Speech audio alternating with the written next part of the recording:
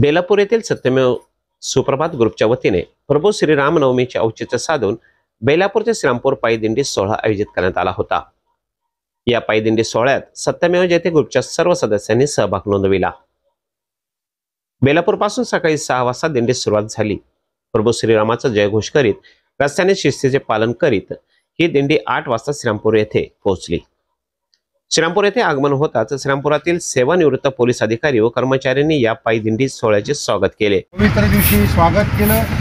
आम्ही सर्वजण रोज सकाळी उठून आमचे व्यायामाचा सत्यमेव जयते ग्रुप आहे, सकाळी 6 वाजल्यापासून सर्वजण व्यायाम करतो आणि बेलापूर आणि आमच्या परिसरामध्ये सामाजिक काम करण्याचा प्रामाणिक प्रयत्न करतो।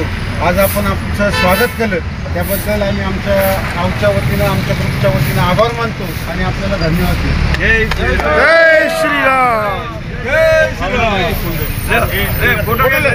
इधर शहर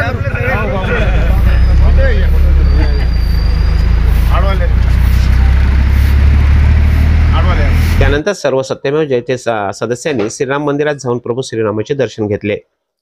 श्रीरामपूर ते बेलापूर रस्त्याच्या सत्यमेव जयते ग्रुपचे सर्व सदस्य भजन गात तसेच प्रभू श्रीरामचंद्राचा जयघोष करत चालले होते।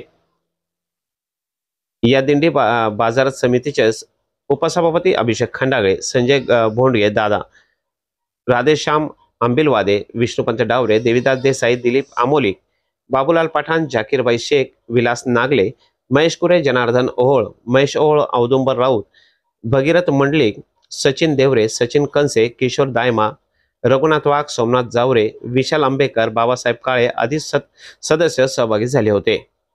दिंडीचे वैशिष्ट्य म्हणजे मुस्लिम बांधव देखील या दिंडीत सहभागी झाले होते। तिरंगा न्यूज साठी देवीदास देसाई, बेलापूर।